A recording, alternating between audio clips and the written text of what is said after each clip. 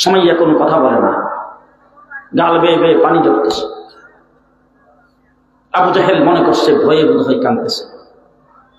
আবু জাহেল ডাক দিয়ে বলছে, সুমাইয়া ভয় পাওয়ার কোনো কারণ নাই, কান্দার কোনো কারণ নাই, চোখের পানি ছাড়তেছে কেন? দুইটাই তো অপশন আছে, তুমি খালি বলো না মুহাম্মদকে ছেড়ে দিলাম। এই কথাটা বললেই তো তোমাকে সসম্মানে তোমাকে এখান থেকে পৌঁছে দেয়। তোমার তো মৃত্যুবরণ করা লাগে না, তুমি তো ছিন্ন বিচ্ছিন্ন হওয়া লাগে না, জীবন তো তোমার দেওয়া লাগে না, অপশন তো আসেই, বইলা ফেলাও না। যেই কথাটা বলছেন সুমাইয়া বা জবান খুলে চিৎকার করে ডাক দিয়ে বলছেন, এই কুলাঙ্গার আবু জাহেল, তুই মনে করতেছ আমাকে শেষ করে দিবে, আমি ছিন্ন বিচ্ছিন্ন হয়ে যাব, আমি দুনিয়ার থেকে চলে যাব, এই জন্য বোধ হয় আমি চোখের পানি ছাড়তেছি। না না না, এই জন্য আমি চোখের পানি ছাড়তেছি না, আমি তো চোখের পানি ছাড়তেছি। আমার আল্লাহ আমাকে একটা জীবন দিয়েছেন, একটা নবী মুহাম্মদের জন্য, একবার দিলেই তো শেষ হয়ে যাবে। আল্লাহ যদি আমাকে শত শত জীবন দিতেন, একটা একটা করে নবীর জন্য দিয়ে দিতাম। আদম কি লাগে? আদম আলাইহিস সালাম আমাদের আব্বা লাগে। আমরা সবাই আদমের সন্তান, ঠিক না ঠিক? আমরা বানরের সন্তান না। যারা তোমরা বানরের সন্তান, আমার বাংলাদেশের স্কুল কলেজে সিলেবাসের মধ্যে আমরা বানরের সন্তান ঢুকায় বাংলাদেশটাতে লাফালাফি করে দেশের সম্পদকে যারা লুণ্ঠন করেছ, তোমাদের পাই পাই করে প্রত্যেকের হিসাব নেওয়া হবে। বানরের সন্তানের দ্বারা বাংলাদেশ চলবে না, ঠিক না ঠিক? আমরা সবাই আদম সন্তান, আশরাফুল মাখলুকাত, ঠিক কিনা? একটা কথা আপনাদেরকে জিজ্ঞেস করতে চাই। আমি যে কথা বলতেছি, আপনারা যারা টাইমে বামে স্টেজে এবং সামনে যারা বসা আছেন সবাই জিন্দা তো? সবাই না, সবাই জিন্দা? আমি এই মুহূর্তে কোনো কবরস্থানে কথা বলছি না তো? জিন্দা মানুষের সামনে না? আচ্ছা, আপনারা যারা আমার সামনে স্টেজে ডাইনে বামে যারা আছেন সবাই পুরুষ কিনা? পুরুষ না সবাই? এক নম্বর হলো জিন্দা, দুই নম্বর হলো পুরুষ, তিন নম্বর আমরা কি মুসলমান? কিসে যারা রয়েছে তারা মুসলমান? মুসলমান মুসলমান সবাই? তিনটা জিনিস খেয়াল রাখবেন। এক নম্বর হইল জিন্দা, দুই নম্বর পুরুষ, তিন নম্বর মুসলমান। তিনটা জিনিস খেয়াল রেখে আমার সঙ্গে আওয়াজ করবেন। আপনারা যে জিন্দা আছেন এটাও আমার জানতে হবে, আপনারা যে পুরুষ এটাও আমার বুঝতে হবে, আর আপনারা যে মুসলমান এটাও বোঝা লাগবে। কথা কি বুঝাইতে পারলাম? কথা হবে সংক্ষেপ, কিছু বলবো আমি, কিছু বলবেন আপনারা। সব আমি এখন আর বলি না, আগে কইতাম। যখন শেখ হাসিনার মেহমানখানায় ছিলাম ওখান থেকে নিয়ত করে আসছি যে সামনে যত কথা বলবো শ্রোতাদের সহ, কারণ আমি একা বইলে তো কিছুই যাইবে, সামনে যদি আবার যাইতে হয় তাহলে এই হুজুরের সুবিধা। আপনারা যারা আছেন আপনাদের সহ একা আর যেতে রাজি। এই জন্য কিছু আমি বলবো, কিছু আপনারা বলবেন। মাখলুকাতের সংখ্যা ৮০,০০০। এই ৮০,০০০ মাখলুকাতের ভিতরে বলেন তো সবচেয়ে বেশি দামি কে? সবচাইতে বেশি দামি করে আল্লাহ পাক আমাদেরকে বানিয়েছেন, ঠিক কিনা বলেন? এই ব্যাপারে কি আমাদের আল্লাহর প্রতি কোনো দরখাস্ত ছিল? আমরা কি আল্লাহর কাছে বলছিলাম আমাদেরকে দামি বানাও? আল্লাহ নিজ হাতে আমাদেরকে আদম সন্তান হিসাবে পৃথিবীতে প্রেরণ করে আল্লাহ দাম দিতে দিতে সর্বোচ্চ দাম দিয়েছেন। ৮০,০০০ মাখলুকাতের ভিতরে, সৃষ্টি জগতের ভিতরে আল্লাহ আমাদেরকে ঘোষণা করেছেন, ইন্নী জাইলুন ফিল আরদি খলিফা, এই জমিনে মানুষ আমার প্রতিনিধি, আমার খলিফা। খুশি না বেজা? সবচেয়ে বেশি দামি আমরা, ঠিক কিনা? আল্লাহ তাবারক ওয়া তাআলা কোরআন শরীফের ভিতরে ঘোষণা করেছেন, ওয়ালাকাদ কাররামনা বনি আদম, বনি আদমকে আমি অতি বেশি সম্মানিত করে তৈরি করেছি। বলেন তো এবার যত মাখলুকাত আল্লাহ পাক সৃষ্টি করেছেন সমস্ত মাখলুকাতের ভিতরে সবচেয়ে বেশি সুন্দর কে? এইটা মনে হয় শেখ মুজিবুর রহমান সাহেবদের স্বাধীনের পরে সংসদে বিল পাস করে আমাদেরকে সুন্দর বানিয়েছে। জিয়াউর রহমান, এরশাদ চাচা, শেখ হাসিনা, কে? কে? মহান আল্লাহ রাব্বুল আলামিন আমাদের সৌন্দর্যের কথা বর্ণনা করতে যায় 4টা কসম দিয়েছে। والتين والزيتون وطور سينين وهذا البلد الأمين لقد خلقنا الإنسان في أحسن تقويم। এবার বলেন তো দেখি, যে আল্লাহ পাক একটা কসম খাওয়ার পরে আমাদের সৌন্দর্যের কথা বর্ণনা করে, তাইলে মানুষকে আল্লাহ পাক কত সুন্দর করে তৈরি করেছে। সবচাইতে বেশি সুন্দর আল্লাহ পাক আমাদেরকে বানাইছেন, সবচাইতে বেশি ইজ্জতওয়ালা আল্লাহ আমাদেরকে বানাইছেন, সবচাইতে বেশি দামি আল্লাহ পাক আমাদেরকে বানাইছেন। এবং আল্লাহ তাবারক ওয়া তাআলা এই সৃষ্টি জগতের সবচাইতে দামি জিনিস ব্যবহার করার সুযোগ আমাদেরকে দিয়েছেন। মানুষ যা খায় সব দামি, কথা বলেন। আচ্ছা, কলা তো খুব দামি, কলাটা আমরা খাই, কলার বাকলটা কেনা খায়? দামি কোনটা? কলার ভিতরেরটা দামি না বাকলাটা দামি? তাহলে বাকলাটা কে খায়? দামি তো আমরা খাই, কথা বলেন ঠিক না ঠিক? আচ্ছা, কাঁঠালের ভিতরের কোষাটা আমরা খাই, কাঁঠালের উপরের চামড়াটা কেনা খায়? জি, সবচাইতে বেশি দামি করে আল্লাহ পাক আমাদেরকে বানাইছে। তামাম সৃষ্টি জগতের যাবতীয় সবকিছু মানে ৭৯,৯৯৯টা মাখলুকাত আল্লাহ পাক তৈরি করেছেন মানুষের জন্য। মানুষকে আল্লাহ পাক তৈরি করেছেন আল্লাহর জন্য। মানুষকে কার জন্য তৈরি করেছেন? আল্লাহর জন্য তৈরি করেছেন। এত বড় বিশাল হাতি, আজকাল হাতি দিয়ে ভিক্ষা করে। আমার গাড়ির সামনে হাতি দাঁড়াইছে, আমার ড্রাইভার ৫ টাকা বের করে জানালার গ্লাস খুলে তারপর হাত দিয়ে ধরছে, হাতি মরেও না। আমি ড্রাইভারকে জিজ্ঞেস করলাম, কি হয়েছে? ৫ টাকা দিচ্ছি, নেয় না।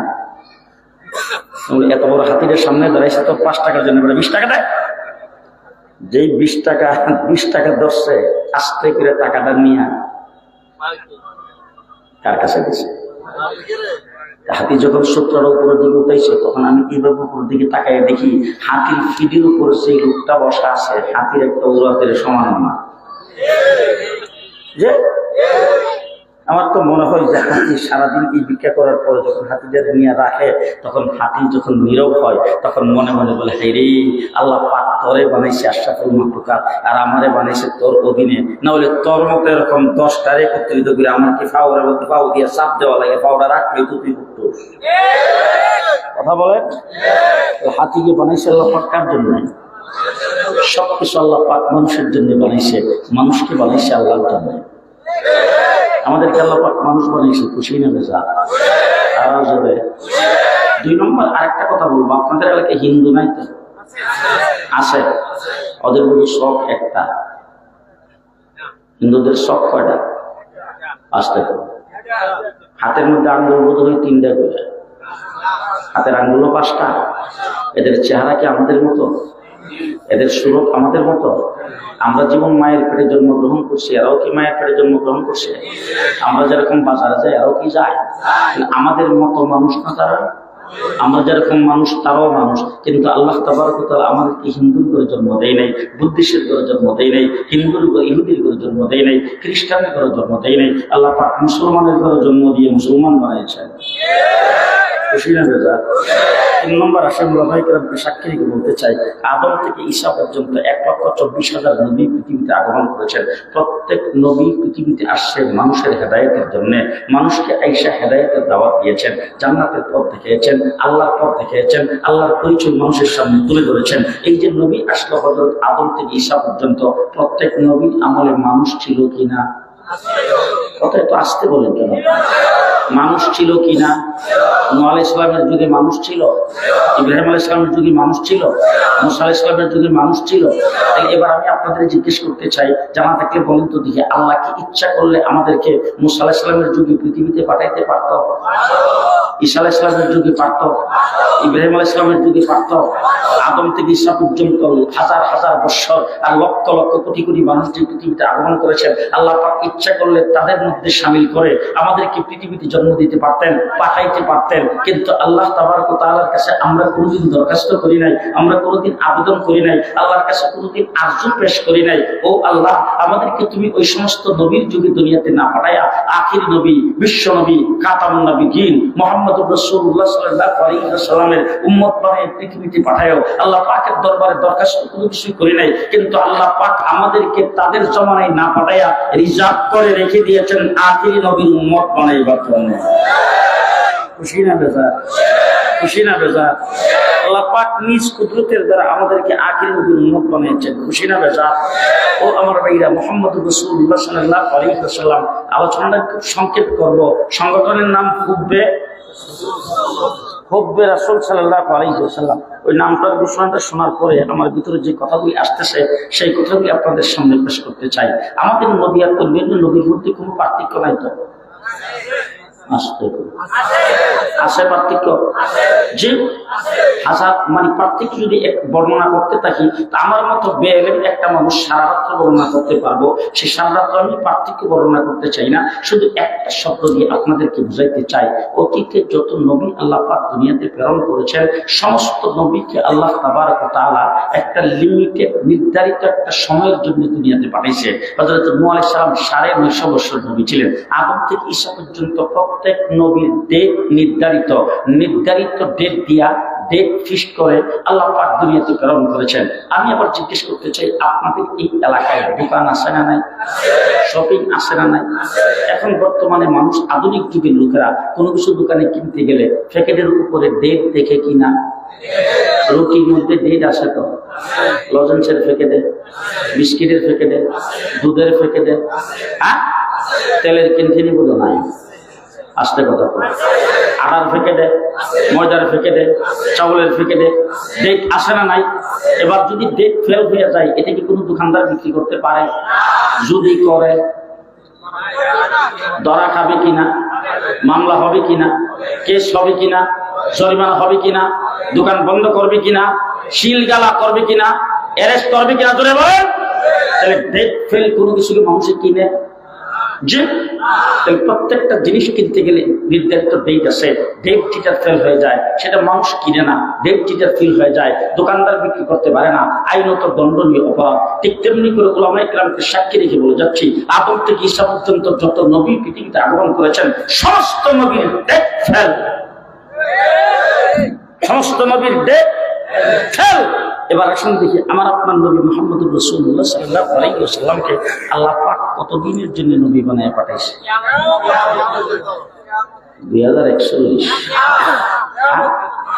শেখ হাসিনা ঘোষণা করছিল ভিশন 41। ভিশন 41।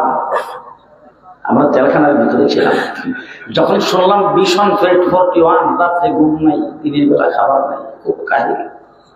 41 পর্যন্ত ক্ষমতায় থাকলে আমার উপায় আছে যাতে বেরোতে পারবো? আমার আল্লাহ রাব্বুল আলামিন ডাক দেয়, রাখবে না। ভিশন 41, ভিশন 24, ভিশন, হ্যাঁ, আল্লাহ তো ভিশন 24। জেল থেকে বের হয়ে আসলাম, বিএনপি মাঠে নামলো 28 তারিখে, আসর আগেই বিদায়। কথা কয় না? আমরা হেফাজত ইসলাম কিন্তু ফজর পর্যন্ত ছিলাম, আমরা ফজর পর্যন্ত ছিলাম। 1,54,000 গুলি আমাদের উপর চালাইছে, আমরা কিন্তু রাতের বেলা মাঠ ছাড়ি নাই, এরপরে শেষ সত্য পর্যন্ত ফজর পর্যন্ত ছিলাম। বিএনপি আসর আগেই বিদায়। জি, এরপর তো সামনে কোনো বাধাই নাই। আমার আল্লাহ রাব্বুল আলামিন তো ইতিহাস জানো না? আল্লাহ পাক সূরা ফিল নাযিল করেছেন কোরআন শরীফে। আল্লাহ বলেন আসহাবে ফিলকে, আবরাহা বাদশাহ বাহিনীকে আমি আল্লাহ পাক কি দিয়ে ধ্বংস করছি? আব্দুল মুত্তালিবকে লাগাই নাই, কুরাইশকে লাগাই নাই, মক্কাবাসী মুশরিককে আমি লাগাই নাই, সবাইকে বলছি পাহাড়ের উপর উঠতে তামসা দেয়, আর আমি আল্লাহ পাক 150 লাখের বাহিনী পাঠাইছি। এক একটা সৈনিকের ওজন 150 লাখ। কয়শো লাখ? 150 লাখ। প্রত্যেকের সাথে 3টা করে গ্রেনেড। 150 লাখ ওজনের এক একটা সৈনিকের কাছে গ্রেনেড কয়টা? প্রত্যেকের কাছে 3টা করে গ্রেনেড, 2টা 2 পাখার নিচে, একটা টুবে। গ্রেনেডের পরিমাণ হলো কলের দানার সমান। আপনারা বোধ মাছ খেলাইছিলেন না? বোধ খেলাইছিলেন তো? কেলার দানার সমান এক একটা গ্রেনেড। উপর দিক দিয়ে সব পজিশন রেডি। আব্রাহা বাদশাহ বাইতুল্লাহ ধ্বংস করার জন্য আসছে। আব্দুল মুত্তালিব যাইয়া পাহাড়ের উপর উঠছে দৌড় দিয়া তামসা দেখার জন্য। উপর দিক দিয়ে সব পজিশন রেডি। আল্লাহ ডাক দেখো আরসালা আলাইহিম তায়রান আবাবিল। আবাবিল এসে উপর দিক দিয়ে যখন খালি উঠতেছে করতেছে, আব্রাহা বাদশাহ মনে করছে ও এই এলাকায় হাতি নাই তো, পাখি পশু পাখিগুলিও হাতিগুলি দেখতে আসছে। বাস সমস্ত হাতিকে লাইন করে খাড়া করে রেডি গো। যেইখানে কইছে রেডি গো, আল্লাহ ডাক দিয়ে কয় তামিহিম বিহিজারাতিন মিন সিজ্জিল। বললেন শুরু কর। বাস 150 লাখ ওজনের এক একটা সৈনিক 3টা করে গ্রেনেড উপর থেকে ছাড়তে শুরু করছে। এরপরে গ্রেনেড যখন ছাড়লো তারপর কি হয়েছে? ফাজআলাহুম কাআসফিম মাকুর। একটা গোড়ার সামনে যদি আম পাতা, জাম পাতা, কাঁঠাল পাতা, বেশ কয়েকটা গাছের পাতা একত্রিত করে যদি রাখা হয়, আর গোড়া যদি সেইগুলি মুখের ভিতরে নিয়ে একসাথে করে সবগুলি ভালো করে চাবায়া গিলবার আগ মুহূর্তে যদি আবার বমি করে ফেরত ছেড়ে দেয়, কোনটা আম পাতা, কোনটা জাম পাতা, কোনটা কাঁঠাল পাতা, কোনটা বড়ই পাতা, এটা যেমন চিনা যাবে না, এখান থেকে বের করা যাবে না, ঠিক তেমনি করে বম্বিংয়ের পরে যায় দেখা গেছে কোনটা হাতির গোশত, কোনটা মানুষের গোশত, কোনটা হাতির হাড়, কোনটা মানুষের হাড় চিনা যায় না। কে করেছেন?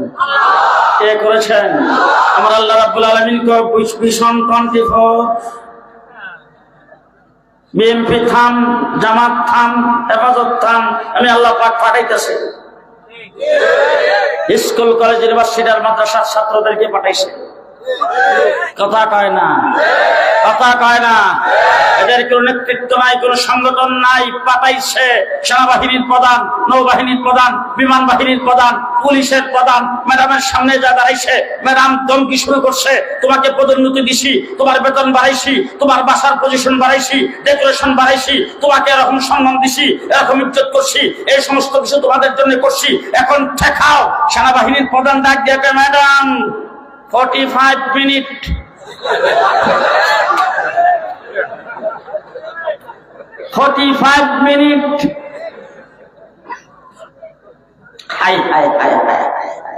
পুলিশের প্রধানের দিকে যখন চোখ লাগিয়ে দিচ্ছে, পুলিশের প্রধান ডাক দিয়ে ম্যাডাম গুলি যদি করি, গুলি সিটার গায়ে লাগবে, সেটা লাশ হয়ে নিচে পড়বে, তার সাথে যেটা থাকবে সেটা সামনের দিকে যাবে।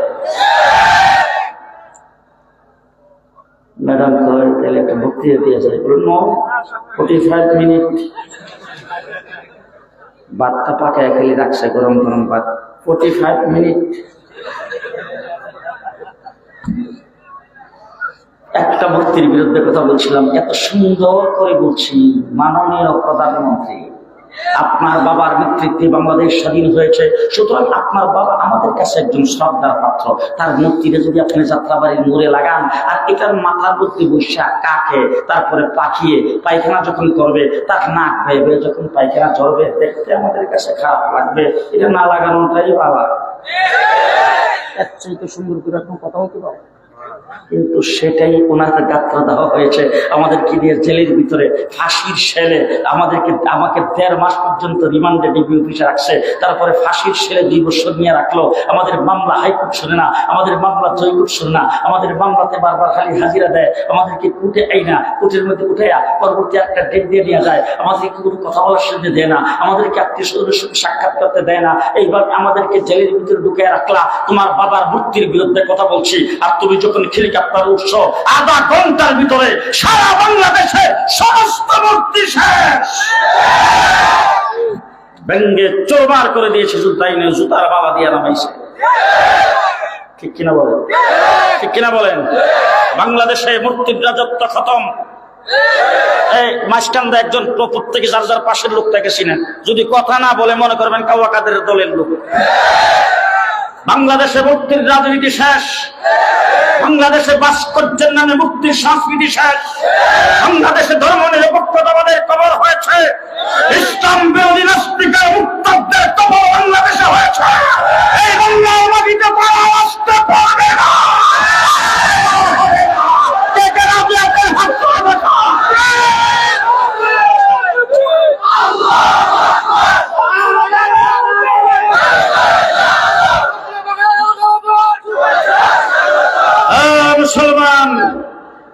মুসলমান নিজেরা যতই ডেট নির্ধারণ করেন, সেই ডেটে কোনো কাজ হবে না। আল্লাহ ডেটে ডেট, অতীতে নবী প্রেরণ করেছেন নির্ধারিত ডেট দিয়া, আর আমাদের নবীকে আল্লাহ পাক প্রেরণ করেছেন আনলিমিটেড।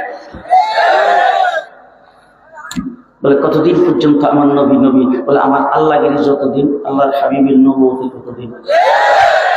বুঝছে না সবাই? আল্লাহ যতদিনের জন্য আল্লাহ, আল্লাহর হাবিব ততদিনের জন্য নবী।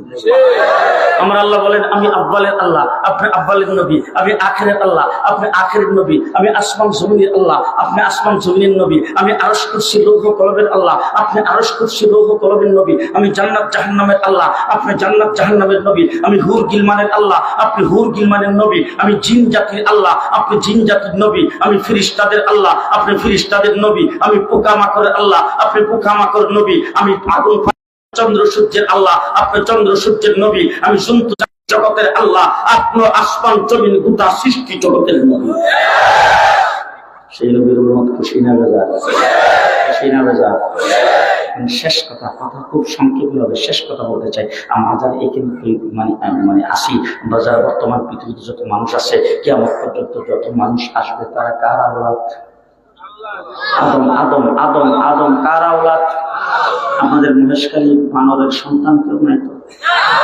আসতে করে আসতে বানরের সন্তান কেউ আসে নাকি? আমরা সবাই আদমের আওলাদ। যারা যারা যারা ইশারা কথা কন, আদম আমরা কি লাগে? বলেন আব্বা লাগে, আব্বা লাগে বলেন। আদম কি লাগে? আদম আলাইহিস সালাম আমাদের আব্বা লাগে। আমরা সবাই আদমের সন্তান, ঠিক না ঠিক? আমরা বানরের সন্তান না। যারা তোমরা বানরের সন্তান, আমার বাংলাদেশের স্কুল কলেজে সিলেবাসের মধ্যে আমরা বানরের সন্তান ঢুকায় বাংলাদেশটাতে লাফালাফি করে দেশের সম্পদকে যারা লুণ্ঠন করেছ, তোমাদের পাই পাই করে প্রত্যেকের হিসাব নেওয়া হবে। বানরের সন্তানের দ্বারা বাংলাদেশ চলবে না, ঠিক না ঠিক? আমরা সবাই আদম সন্তান, আশরাফুল মাখলুকাত, ঠিক কিনা? আবার জিজ্ঞেস করতে চাই, আমাদের বাবা আদম আলাইহিস সালাম, তাকে আল্লাহ পাক সর্বপ্রথম বানায়া বাড়ি বানাই দিয়েছিল বোধ হয় মহেশখালী, কুতুবদিয়া, মাতার বাড়ি।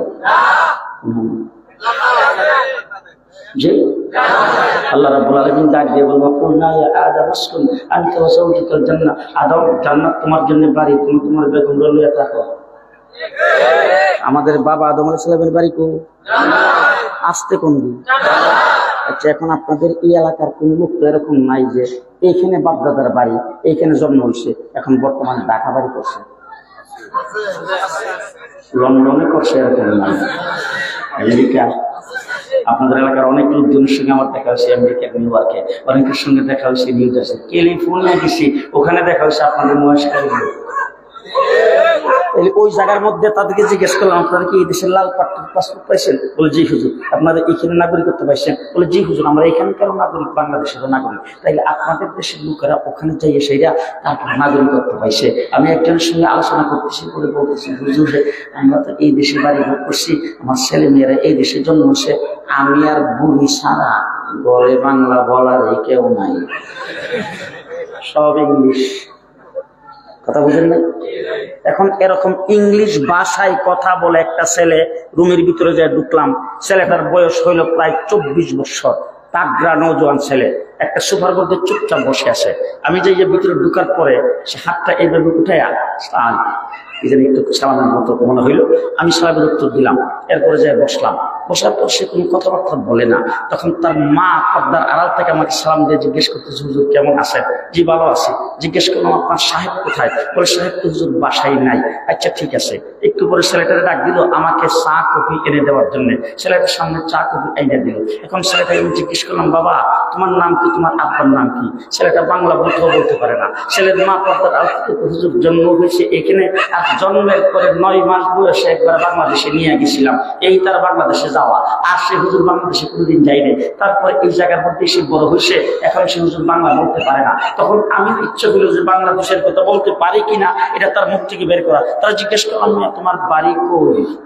যখন জিজ্ঞেস করলাম বাড়ি কই, তখন মা রেসে জিজ্ঞেস করেছে, হোয়াট ইজ কান্ট্রি? এর মারা যায় জিজ্ঞেস করছে বাড়ি কই, এর মা জিরা শিখাই দিছে আমার কাছে এসে সিলেট বিশ্বনাথ। এই যে ছেলেটার জন্ম হয়েছে ওখানে, ওখানকার বাসা, ওখানকার পাসপোর্ট, ওখানকার আইডি কার্ড, ওখানে লেখাপড়া করছে, সবকিছু করছে, এরপর তার জিজ্ঞেস করার পর তার বাড়ি সিলেক্ট করে দেব। বাবার বাড়ি, বাবার বাড়ি যেখানে আমার বাড়ি, আসতে কথা বলুন। আজকে যদি আপনাদের এলাকার কেউ যদি ঢাকা শহরে বড় হয়ে থাকে, আর ঢাকা শহরে যদি বড় বড় বিল্ডিং করে থাকে, আর ওই বিল্ডিং এর গেটের সামনে যদি খারাপ থাকে, তারে যে জিজ্ঞেস করবে তুমি বাড়ি তো বাড়িটা মিশে লয়ে যে খারাপ হয়েছে এটা বলবো না, বলবো মুশকিল। আমাদের বাবা আদম আলাইহিস সালাম বাড়ি হইল জান্নাতে, আমরা বাড়ি মুশকিল। আমরা বাড়ি হ্যাঁ, আমরা জান্নাতের ওয়ারিশ সূত্রে মালিক। ঠিক না বেঠিক? ঠিক না বেঠিক? ভালো করে মনে রেখেন, জান্নাতে জান্নাতে যাওয়ার জন্য, জান্নাতে নেওয়ার জন্য আল্লাহ পাক আমাদেরকে বানাইছে। আমরা যদি এখন জাহান্নামে যাই, আমার কর্মফলের কারণে যাব। কিভাবে জাহান্নামে যাব খুব ভালো করে বুঝানো। মুহাম্মদুর রাসূলুল্লাহ সাল্লাল্লাহু আলাইহি ওয়াসাল্লামকে আল্লাহ পাক আমাদের জন্য নবী বানায়া পৃথিবীতে প্রেরণ করেছেন। আমার নবী আয়েশা জান্নাতের পথ দেখাইছে, আমার নবী আয়েশা আল্লাহর পথ দেখাইছে। আল্লাহ পাকের নিয়ম কানুন, আইন কানুন নবী আয়েশা শোনাইছে। রাসূল সাল্লাল্লাহু আলাইহি ওয়াসাল্লাম আল্লাহ পাকের পক্ষ থেকে শরীয়ত, আল্লাহ পাকের পক্ষ থেকে দ্বীন ইসলাম, আল্লাহ পাকের পক্ষ থেকে আইন কানুন, আল্লাহ পাকের পক্ষ থেকে কোরআন নিয়ে আসছে। সেই কোরআন মানুষকে আল্লাহ পক্ষ থেকে পেশ করেছেন। সেই মানুষ যারা গ্রহণ করেছে, উম্মতের খাতায় যারা নাম লেখেছে, তারা জান্নাতে যাবে, আর যারা গ্রহণ করেনি তারা যাবে জাহান্নামে। কথাবার্তা পরিষ্কার, ঠিক না? ঠিক। মুহাম্মদুর রাসূলুল্লাহ সাল্লাল্লাহু আলাইহি ওয়াসাল্লামের সাথে লাইন লাগাইতে হবে, ঠিক কিনা জোরে কোন? লাইনটা কেমন লাগাইতে হবে? শেষ কথা আমার, লাইনটা কেমন লাগাইতে হবে? বাবার সাথে ছেলের লাইন আছে, ছেলের সাথে বাবার লাইন আছে, মার সাথে ছেলের লাইন আছে, মার সাথে মেয়ের লাইন আছে। মাকে ইজ্জত করতে হবে, বাবাকে ইজ্জত করতে হবে, মেয়েকে সম্মান করতে হবে, ছেলেকেও স্নেহ করতে হবে, ছোটকে স্নেহ করতে হবে, বড়কে সম্মান করতে হবে, বেগমকে ভালোবাসতে হবে, মহব্বত করতে হবে। আজকে যে বিয়ে করাইলাম, বিয়ের পরে মৌলানা সাহেব বিয়ে যখন কবুল হইল, তখন তিনি দোয়া করলেন। আমরা বিয়ের মজলিসে দোয়া করি, আল্লাহ মহব্বত দান করো। আম্মাজান আয়েশা সিদ্দিকা রাদিয়াল্লাহু তাআলা আনহা আর আল্লাহর নবীর মধ্যে যে মহব্বত ছিল, তাদের মধ্যে সেই মহব্বত দান করো। হযরত ফাতেমা আলীর মধ্যে যে মহব্বত ছিল, এই মহব্বত দান করো। তাই মিয়া বিবি দুইজন যদি মহব্বত ভালো হয়, সংসার শান্তির হয়। কিন্তু মিয়া বিবি দুইজন একজন আরেকজনকে মহব্বত করে, বাপ ছেলেকে মহব্বত করে, ছেলে বাবাকে মহব্বত করে, পারিবারিক মহব্বত একজনের প্রতি আরেকজনের আসে, ভালোবাসা একজনের প্রতি আরেকজন আসে। আমার রাসূল সাল্লাল্লাহু আলাইহি ওয়াসাল্লাম বলেন, উম্মত শোনো, আমাকে তোমরা ভালোবাসতে হবে নবী হিসাবে। আমাকে অনুসরণ করার সাথে সাথে ভালোবাসাটা আমার প্রতি কেমন হইতে হবে? তোমার স্ত্রীর চাইতে বেশি, তোমার মা বাবার চাইতে বেশি, তোমার সহায় সম্পত্তির চাইতে বেশি, তোমার ছেলে মেয়ের চাইতে বেশি, তোমার অর্থ সম্পদের চাইতে বেশি, তোমার ধন সম্পদের চাইতে বেশি, তোমার আহলে আয়াল গোষ্ঠী জ্ঞাতি, তোমার পার্টির সর্দার, তোমার পার্টির লিডার, তোমার পার্টির নেতা কর্মী, যাবতীয় সবকিছুর থেকে বেশি শুধু নয়, নিজের জানের চাইতে বেশি। আমি নবীকে যতক্ষণ ভালো না বাসবে, ততক্ষণ তুমি লা ইউমিনু, বেঈমান, ঈমানদার হতে পারবে না। তাহলে রাসূলকে ভালোবাসতে হবে কতটুকু? নিজের জানের চাইতে বেশি না কম? বেশি না কম? মুহাম্মদুর রাসূলুল্লাহ সাল্লাল্লাহু আলাইহি ওয়াসাল্লামকে আমরা কিন্তু অধিক পরিমাণে ভালোবাসি। আমার বাংলাদেশটা কিন্তু শুধু বাংলাদেশের ভালোবাসা না। দেখবেন 12 রবিউল আউয়াল আইলে আপনাদের মহেশখালী নাই, কক্সবাজার নাই, আসে কিন্তু বিভিন্ন জায়গায় একটা দল, বিশ্বনবীর আগমন, শুভেচ্ছা, স্বাগতম, বিশ্ব আশিকে রাসূল। শুধু বাংলাদেশের না, কোন দেশে? বিশ্ব আশিকে রাসূল। মাথার থেকে পায়ের পাতা পর্যন্ত কয়েকটা বুম মারলে একটা সুন্নত আসতে কর। জি। আর রবিউল আউয়াল মাস চইলা গেলে নবী কই গেছে আর হেরা কই গেছে? কথা দিয়ে আসতে কর। জি। মুসলমান, মুহাম্মদুর রাসূলুল্লাহ সাল্লাল্লাহু আলাইহি ওয়াসাল্লামের ভালোবাসা, তাহা ইসলামের সর্বপ্রথম শহীদ হযরত সুমাইয়া। হযরত সুমাইয়া রাদিয়াল্লাহু তাআলা ইসলামের সর্বপ্রথম শহীদ। উলঙ্গ করে আবু জাহেল তার সামনে দাঁড়ায়া তারপরে তাকে খাড়া করেছে। দুই পাওয়ার মধ্যে রশি বাঁধছে, দুইটা ঘোড়া দুই দিকে খাড়া করে দুই ঘোড়ার সাথে রশি বাঁধছে। এবার দুইটা ঘোড়া দুই দিকে দৌড়ে দিলে সুমাইয়ার অবস্থা কি হবে? আবু জাহেল সামনে তীর নিয়ে খাড়িয়েছেন, উলঙ্গ অবস্থা। আবু জাহেল বলতেছেন, সুমাইয়া দুইটা অপশন, মুহাম্মদ সাল্লাল্লাহু আলাইহি ওয়াসাল্লামকে ধরে রাখবা, গোড়া দুইটা দুই দিকে দৌড়ানি দিব, আর আমার হাতের তীর দ্বারা কি করবো সেটা তো বুঝতেই আছে। আর যদি এই মুহূর্তে বলো, দ্বিতীয় নম্বর অপশন, এই মুহূর্তে বলো মুহাম্মদকে ছেড়ে দিলাম, রশির বান খুলে জামা কাপড় পরাইয়া পুরস্কার দিয়ে তোমাকে বিদায় করব। রাস্তা দুইটা, আশিকে রাসূল, হব্বে রাসূল। শোনেন ভালো, সুমাইয়া কোনো কথা বলে না, গাল বেয়ে বেয়ে পানি ঝরতেছে। আবু জাহেল মনে করছে ভয়ে বোধহয় কাঁদতেছে। আবু জাহেল ডাক দিয়ে বলছে, সুমাইয়া, ভয় পাওয়ার কোনো কারণ নাই, কান্দার কোনো কারণ নাই, চোখের পানি ছাড়তেছে কেন? দুইটাই তো অপশন আছে, তুমি খালি বলো না মুহাম্মদকে ছেড়ে দিলাম। এই কথাটা বললেই তো তোমাকে সসম্মানে তোমাকে এখান থেকে পৌঁছাই দেয়। তোমার তো মৃত্যুবরণ করা লাগে না, তুমি তো ছিন্ন বিচ্ছিন্ন হওয়া লাগে না, জীবন তো তোমার দেওয়া লাগে না, অপশন তো আসেই, বইলা ফেলাও না। যেই কথাটা বলছেন, সুমাইয়া আবার জবান খুলে চিৎকার করে ডাক দিয়ে বলছেন, এই কুলাঙ্গার আবু জাহেল, তুই মনে করতেছ আমাকে শেষ করে দিবে, আমি ছিন্ন বিচ্ছিন্ন হয়ে যাব, আমি দুনিয়া থেকে চলে যাব, এই জন্য বোধহয় আমি চোখের পানি ছাড়তেছি। না না না, এই জন্য আমি চোখের পানি ছাড়তেছি না, আমি তো চোখের পানি ছাড়তেছি। আমার আল্লাহ আমাকে একটা জীবন দিয়েছেন, একটা নবী মুহাম্মদের জন্য, একবার দিলেই তো শেষ হয়ে যাবে। আল্লাহ যদি আমাকে শত শত জীবন দিতেন, একটা একটা করে নবীর জন্য দিয়ে দিতাম। তাকে বলা হয় আশিকে রাসূল। কি বলা হয়? কি বলা হয়? আশিকে রাসূল। কথা বুঝতেছে? আশিকে রাসূল মুহাম্মদুর রাসূলুল্লাহ সাল্লাল্লাহু আলাইহি ওয়াসাল্লামের সাথী হযরত আবু বকর সিদ্দিক। আহা, পিটাইতে পিটাইতে নাকের হাড্ডি ভেঙে দেওয়া হয়েছে। 3 দিন পর্যন্ত বেহুশ। লম্বা চড়া কথা। 3 দিন পর আবু বকর সিদ্দিকের মা যখন হুঁশ হয়েছে, ছেলের সামনে যায় বসে, খাবার নিয়া, বাবা খাবারটা গ্রহণ করো। ওষুধ দিয়ে এসেছি, তুমি 3 দিন বেহুশ, তোমাকে ওষুধ খাওয়াইতে পারি নাই, অধিক পরিমাণে রক্তক্ষরণ হয়েছে, তুমি একদম রক্ত শূন্য হয়ে গেছো, তাড়াতাড়ি তোমার খাবার খেতে হবে, তারপর ওষুধ খাইতে হবে। মা সামনে নিয়ে যাওয়ার পর আবু বকর সিদ্দিক বলছেন, আমার নবী কেমন আছে? আবু বকর সিদ্দিকের মা সন্তানের দিকে চোখ রাঙিয়ে ডাক দিয়ে বলছেন, বাবা, যার জন্য জীবন চলে যাওয়ার উপক্রম হয়েছে, যার জন্য তুমি এইভাবে রক্তাক্ত হয়েছ, যার জন্য তোমার হাড্ডি ভেঙে গিয়েছে, আবার হুঁশ হওয়ার সাথে সাথে খাবার গ্রহণ না করে, ওষুধ গ্রহণ না করে, তার নামটাই দিলা। ছেলে আবু বকর সিদ্দিক ডাক দিয়ে বলছেন, মা, যতক্ষণ আমার নবীর খবর না পাবো, ততক্ষণ আমি কোন ঔষধ আর খাবার গ্রহণ করবো।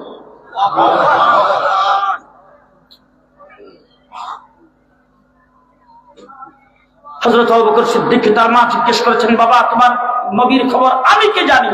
আমি তো তোমার নবীর দলভুক্ত না, তোমার নবীর খবর আমি কি তার থেকে নেব? আবু বকর সিদ্দিক মাকে ডাক দিয়েছেন কাছে। কাছে যাওয়ার পরে আস্তে করে কানে কানে বলছেন, মা, উম্মে জামিল। উম্মে জামিল হযরত আবু বকর সিদ্দিক, হযরত উমর ইবনে খাত্তাবের বোন উম্মে জামিল, সে আমার নবীর খবর জানবে, তার কাছ থেকে খবর নিয়ে আসে।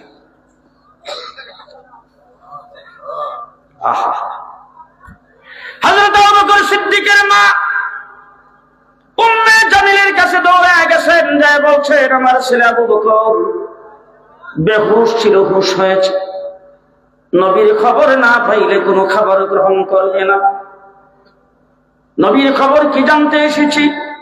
উম্মে জামিল মা আবু বকর সিদ্দিকের মা যেহেতু মুশরিকা, তার সামনে নবীর খবর বলা যাবে না। সে ডাক দিয়া বলছেন, নবীর খবর আমি কিভাবে বলবো? এই কথা বলে উম্মে জামিল আবু বকর সিদ্দিকের সামনে এসেছে। আবু বকর সিদ্দিক যখন জিজ্ঞাসা করেছেন, চোখের ইশারায় আবু বকর সিদ্দিককে বলেছেন, তোমার মা সামনে, রাসূলের খবর কিভাবে বলবো?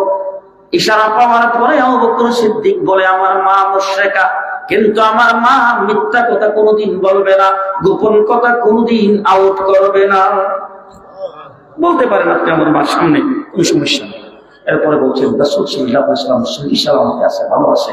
তাৎক্ষণিক মা দৌড়ে যাইয়া আবু বকর সিদ্দিকের সামনে খাবার ঔষধ দিয়ে গেছেন। হযরত আবু বকর সিদ্দিক বাইনা দর্শের ডাক দিয়ে বলে, মা, রাসূলের খবর ঠিকই পেয়েছি, কিন্তু যতক্ষণ রাসূলের চেহারা না দেখবো, ততক্ষণ খাবার গ্রহণ করবো না, ঔষধ।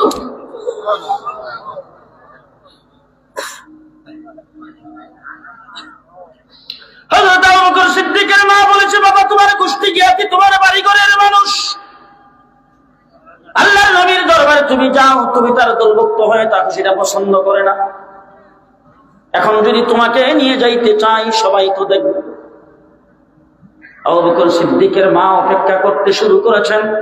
সন্ধ্যা হয়ে যাওয়ার পরে মানুষগুলো যখন যার যার ঘরে চলে গেছেন, তখন আবু বকর সিদ্দিকের মা উম্মে জামিলের কাঁধে ভর করে আবু বকর সিদ্দিক আল্লাহর নবীর সামনে যখন গিয়েছেন ক্ষত বিক্ষত অবস্থায়, রাসূল আবু বকরকে দেখে চোখের পানি ছাড়তে শুরু করেছেন।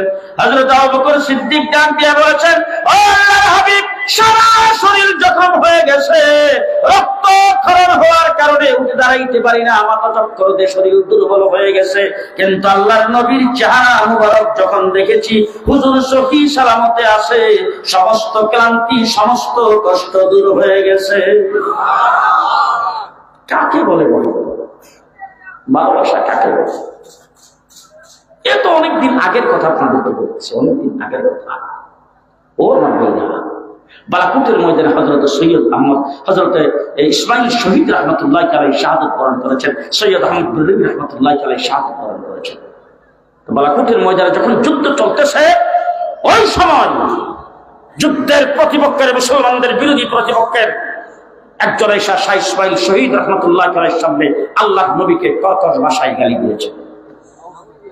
হুজুর আকরাম সাল্লাল্লাহু আলাইহি ওয়াসাল্লামকে যখন গালি দিয়েছেন, গালি দেওয়ার সাথে সাথে শাহ ইসমাইল শহীদ রাহমাতুল্লাহ আলাইহি সেই লোকটাকে চোখ রাঙিয়ে ডাক দিয়ে বলছেন, এই নবীর দুশমন, খোদার কসম করে বলছি, যতক্ষণ আমি তোর হত্যা না করব ততক্ষণ আমি মরব না।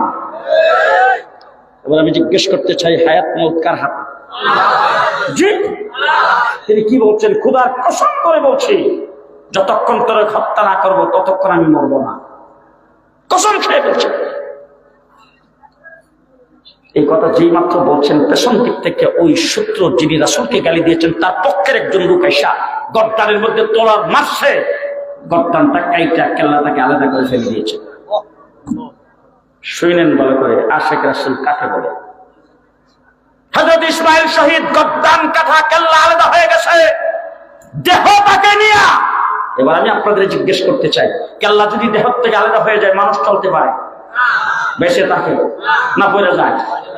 আহা, মাথাবিহীন দেহ নিয়া হযরত ইসমাইল শহীদ রাহমাতুল্লাহ আলাইহি 200 গজ তার পেছনে দৌড়ে গেছেন বল্লম নিয়ে, বল্লম দিয়ে তাকে আঘাত করে তাকে আগে ফেলে তারপরে তার লাশ করছে।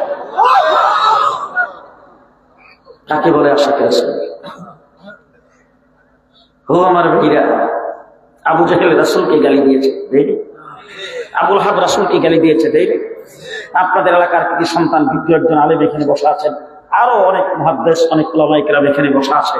আমি আপনাদের জিজ্ঞেস করতে চাই, ওনারা যেহেতু এখানে আছে, ওনারা যেহেতু হাদিস পড়ান, বুখারী শরীফ পড়ান, মুসলিম শরীফ পড়ান, একটা রাওয়ায়াত আমাকে বের করে দেন তো, যে আবু জাহেল রাসূলকে কোনদিন মৃত্যু বলছেন?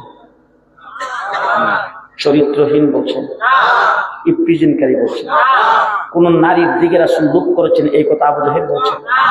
আবু জাহেল রাসূলকে গালি দিয়েছে, কি বলে গালি দিয়েছে? আমার জানা মতে দুইটা শব্দ, একটা হলো মজনুন আর একটা হইল সাহেব।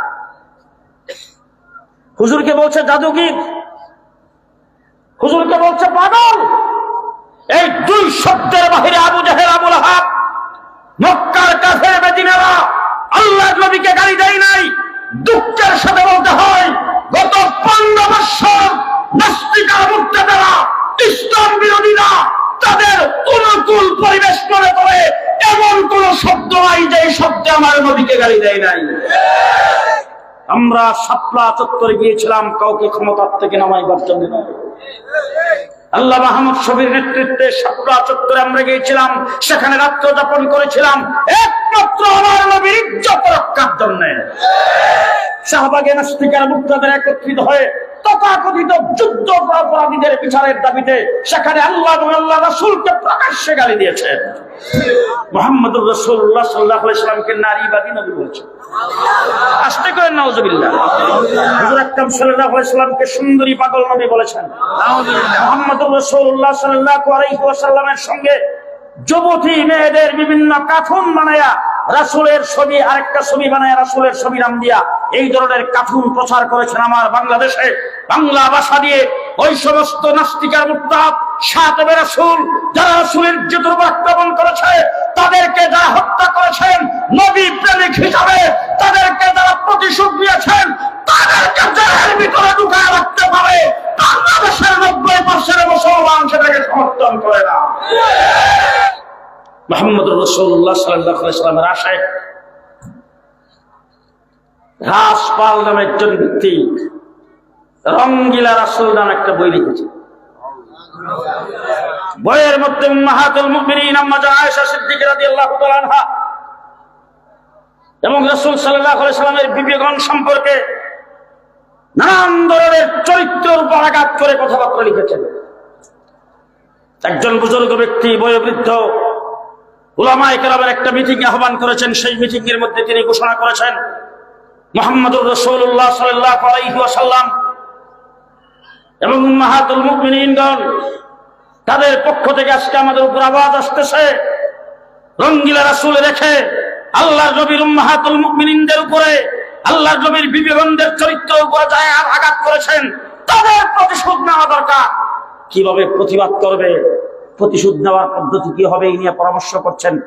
ওই একটা ছেলে তাগড়া নওজোয়ান 17-18 বছর বয়স, এই ছেলেটা ওই মজলিসের এক কোনায় বসা ছিল, কাউকে কিছু বলে নাই, আস্তে করে চুপচাপ হয়ে চলে গেছেন। কাকে আশিক রাসূল বলে, বলা করে শেষ কথা আমার। বাড়িতে গেছেন, যাই একটা ছুরি হাতি নিয়ে এদের দাঁড় দিতেছে। মা এসে জিজ্ঞেস করেছেন, বাবা এখন তো কোরবানির মৌসুম না, আমার বাড়িতে এমন কোন গরু নাই, এমন কোন মহিষ নাই, এমন কিছু নাই জবাই করার মতো, তুমি ছুরি দাঁড় দিতেছ কেন? ছেলেটা ডাক দিয়ে বলে, মা আপনি হলেন আমার মা, আপনি আমাকে পেটে ধারণ করেছেন, কিন্তু আমার আরেক মা আছে উম্মাহাতুল মুমিনিনগণ, আল্লাহর নবীর বিবিগণ আমার মা, তাদের ইজ্জতের উপর যারা আক্রমণ করেছে, প্রতিশোধ না নিয়া এই চেহারা আপনাকে আর দেখাবো না। মাটা কেমন মা? মা সাথে সাথে তাকে ডাক দিয়ে বলছেন, বাবা আমি তোকে পেটে ধারণ করেছি, আমিও তোকে বলে দিলাম প্রতিশোধ নেওয়ার আগে আমিও তোর চেহারা দেখতে চাই না।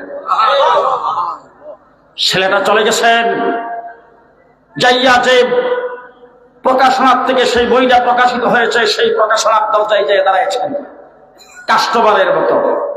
দোকানের মধ্যে যদি কোনো কাস্টমার আসে, তাইলে মালিক, ম্যানেজার, কর্মচারী একটু আগে এসে জিজ্ঞেস করে না কি চাইলেন। যিনি বই লিখছিলেন তিনি এসে সামনে দাঁড়ায় জিজ্ঞেস করেছেন কি চাইলেন। আঙ্গুল দিয়ে দেখে বলছেন, ওই যে বইটা, এই বইটা কি আপনি লিখছেন? মানে শিওর হইল আর কি কে লেখছে। জি জি আমি লিখছি। খুব সুন্দর লেখছেন, ভালো লাগছে, বইটা একটু লাভ। বইটা হাতে দিছে, হাতে নিয়ে বইটা যখন সামনে রাখছে তখন আর একটু কাছে এসে বাস পকেট থেকে ছুরি খুললে জাগা মতন ঢুকাইয়া জায়গায় শেষ।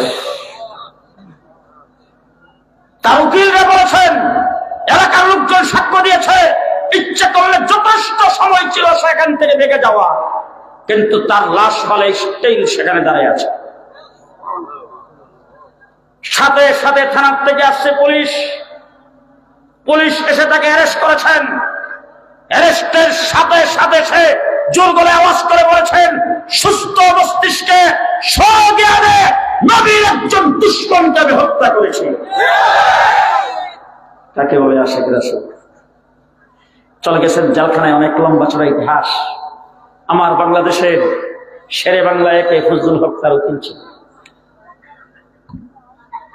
সর্বশেষ তার যখন ফাঁসির হুকুম হয়েছে, উকিল সাহেবেনরা সবাই গেছেন তার মার কাছে, যাইয়া বলছেন, মা আপনার ছেলের মতো একজন মুজাহিদ ছেলে এদেশের মুসলমানের জন্য দরকার,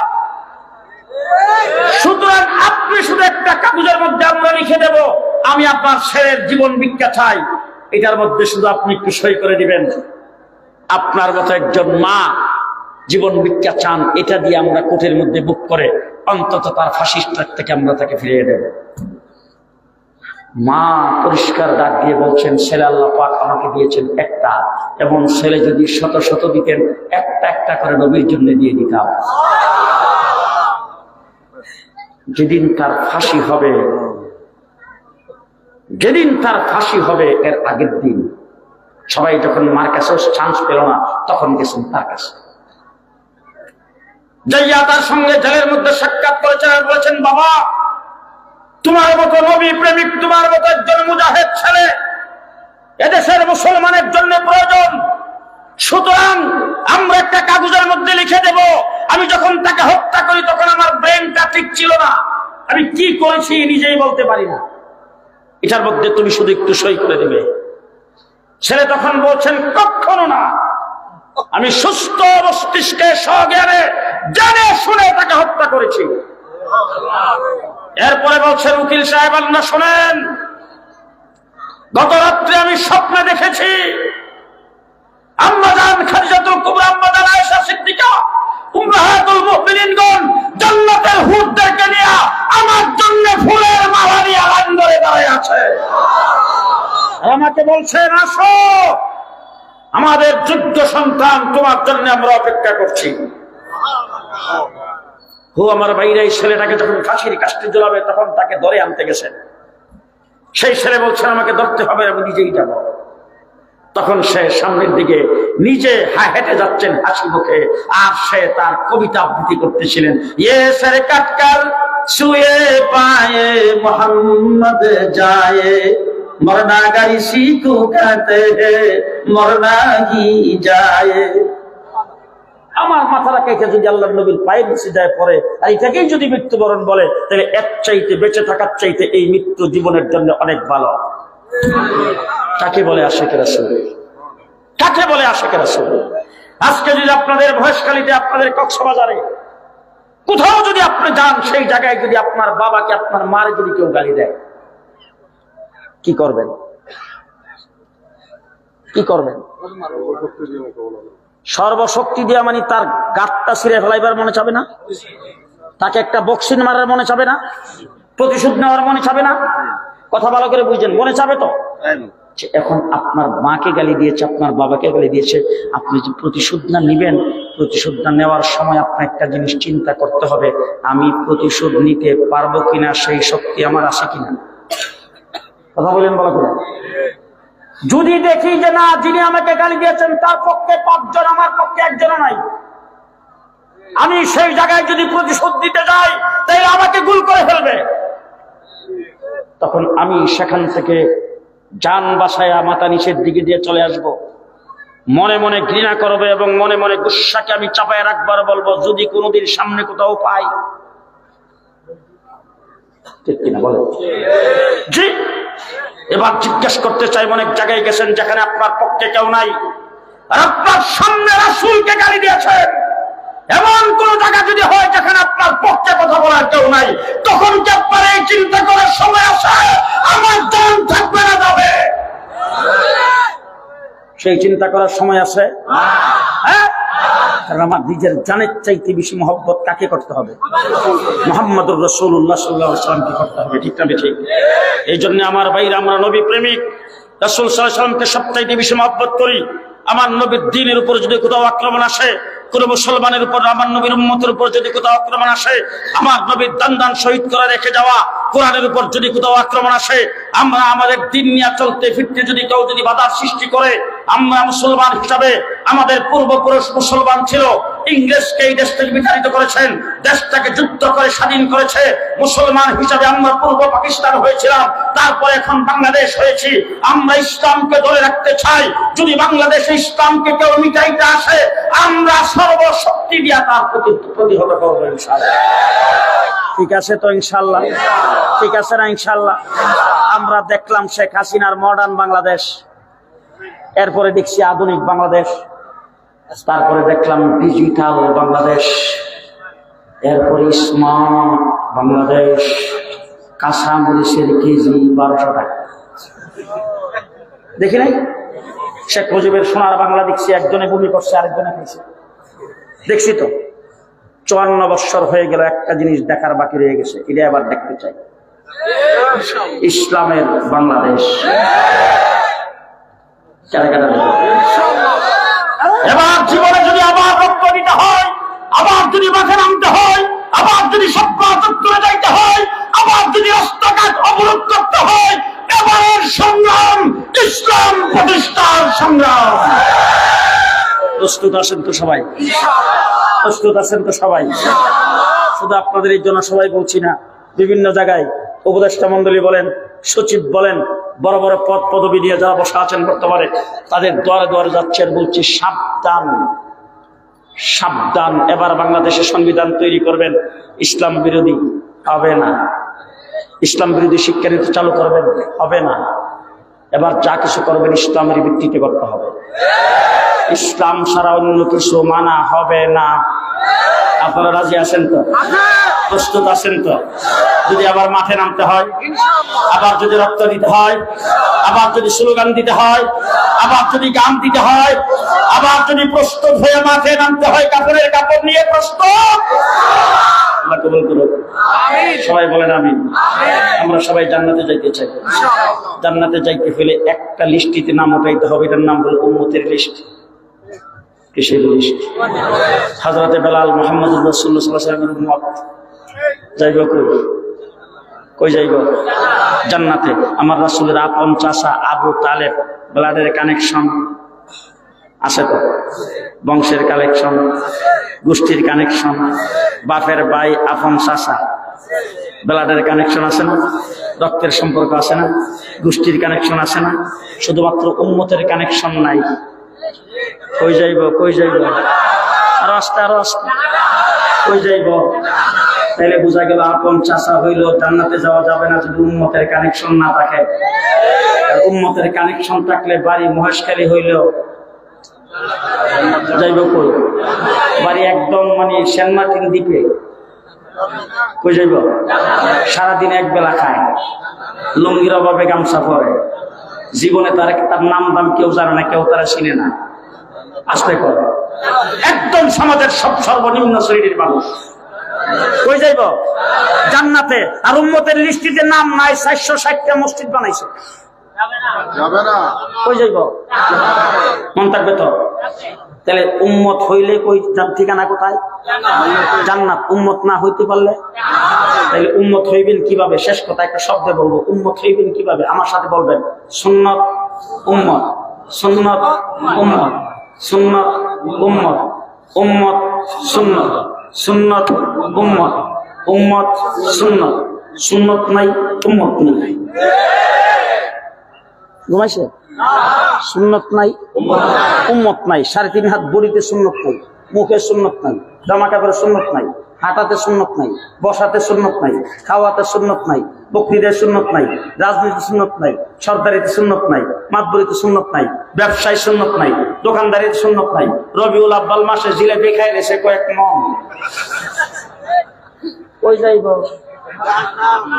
এই এখন হে দূরের লোক আসে কথা কন যে মাথার থেকে পায়ের পাতা পর্যন্ত কয়েকটা বুম মারলে একটা সুন্নত বের হবে না। সারা জীবনের সারা দিনের 24 ঘন্টার চলাফেরার মধ্যে কোনো সুন্নত নাই। তার বেগমের কাছে নবীর আদর্শ নাই, তার ছেলের কাছে নবীর আদর্শ নাই, তার মেয়ের কাছে নবীর আদর্শ নাই, তার দলের কাছে নবীর আদর্শ নাই, তার কর্মীর কাছে নবীর আদর্শ নাই, তার দোকানদারিতে নবীর আদর্শ নাই, তার দোকানের কর্মচারীর কাছে নবীর আদর্শ নাই, তার মেল ফ্যাক্টরির কর্মচারীর কাছে নবীর আদর্শ নাই। আদর্শের কথা কোনোদিন বলেও না, সে নিজেও মানে না, মানুষকেও মানায় না। এই মানুষটা যদি রবিউল আব্বাল মাস আইলে ডাইলের দাম বাড়ায় আর জিলেবি খাইতে খাইতে কয়েক কেজি খায় ফেলায় এক জায়গা বইয়া ওই বলি জি। আর রাসূল সাল্লাল্লাহু আলাইহি ওয়াসাল্লামের প্রত্যেকটা সুন্নতের উপর আমল করছে। খাইতে গেছে সুন্নত, বইতে গেছে সুন্নত, ঘুমাইতে গেছে সুন্নত, গোসল করতে গেছে সুন্নত, বাথরুমে গেছে সুন্নত, দোকানদারি করতে গেছে সুন্নত, ব্যবসা করতে গেছে সুন্নত, সরকারি করতে গেছে সুন্নত, রাজনীতি করতে গেছে সুন্নত, বক্তৃতা দিতে গেছে সুন্নত, বিবৃতি দিতে গেছে সুন্নত, সবকিছু সুন্নত মোতাবেক করছে। সে যদি জিলাপি জীবনও না খায়, খিচুড়ি লিয়া জীবনও মারামারি করছে না,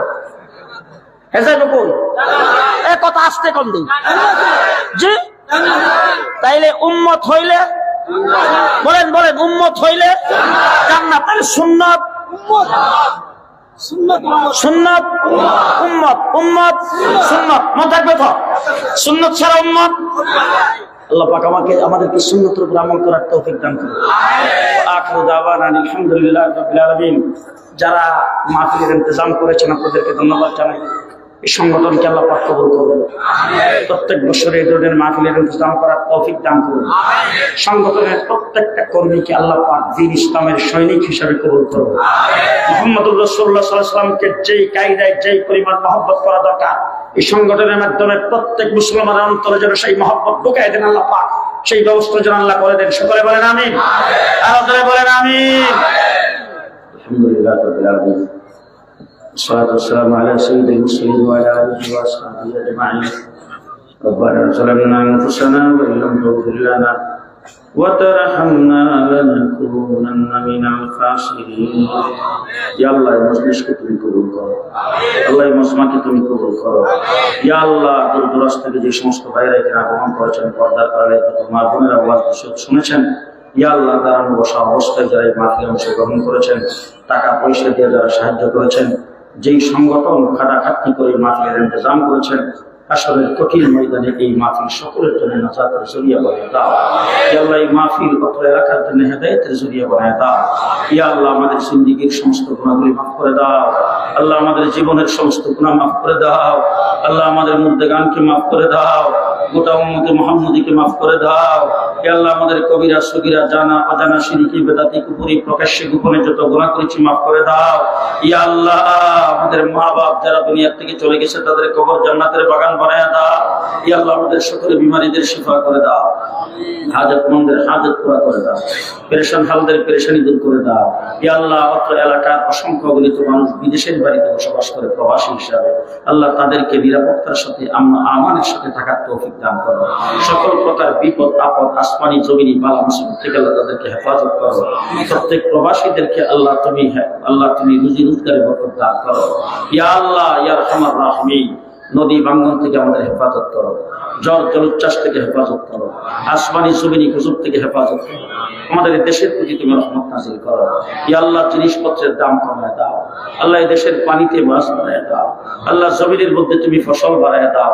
গাছ গাছালিতে ফল ফলাদি বাড়ায় দাও। ইয়া আল্লাহ আমাদের ঈমানকে মজবুত করে দাও। আল্লাহ আমাদের এই কিনকে সহি করে দাও। ইয়া আল্লাহ দ্বীনের মুজাহিদ হিসেবে আমাদেরকে কবুল করো। ইয়া আল্লাহ মুহাম্মদুর রাসূলুল্লাহ সাল্লাল্লাহু আলাইহি ওয়াসাল্লামের সত্যিকার উম্মত হিসেবে কবুল করো। রাসূলের ইশক এবং মহব্বতে আমাদের অন্তরকে ভরপুর করে দাও। ইয়া আল্লাহ তোমার সত্যিকার ভালোবাসা আমাদের অন্তরে জাগায় দাও। তোমার ভয় আমাদের অন্তরে ঢুকায় দাও। ইয়া আল্লাহ ফিলিস্তিনের মুসলমানদেরকে আল্লাহ ইসরায়েলের হাত থেকে হেফাজত করো। আল্লাহ ফিলিস্তিনের মুসলমানদের পক্ষে আল্লাহ তুমি বদরের ফিরিস্তাগুলো পাঠায় দাও। ইয়া আল্লাহ বাইতুল মুকাদ্দাসকে মুসলমানের হাতে ফিরিয়ে দাও। সারা পৃথিবীর মুসলমানদেরকে হেফাজত করো। আয় আল্লাহ আরাকানের মুসলমানদেরকে আরাকানে ফিরে যাওয়ার তৌফিক দাও। ইয়া আল্লাহ রোহিঙ্গা মুসলমানেরা যারা বাংলাদেশে আগমন করেছেন, ঈমান নিয়ে ইসলাম নিয়ে তাদের বিদা মানিতে আল্লাহ তাদেরকে ফিরিয়ে দাও। আয় আল্লাহ তারা যেটুকু এলাকার মধ্যে বসবাস করতে এলাকার মধ্যে তুমি ইসলাম প্রতিষ্ঠা করে দাও। ইয়া আল্লাহ আমাদের বাংলাদেশে ইসলাম প্রতিষ্ঠা করে দাও। আয় আল্লাহ কোরআনী শাসন কায়েম করে দাও। ইয়া আল্লাহ আমাদেরকে মুসলমান হয়ে ঈমানদার হয়ে বেঁচে থাকার তৌফিক দান করো। আল্লাহ জানি না কার কোন দিন মৃত্যুর ফল আসবে। আল্লাহ দুনিয়া থেকে ঈমান নিয়ে যাওয়ার তৌফিক দাও। মুসলমান হয়ে কবরে শোয়ার তৌফিক দাও। ইয়া আল্লাহ আল্লাহ কবরটাকে তুমি জান্নাতের বাগান বানিয়ে দিও।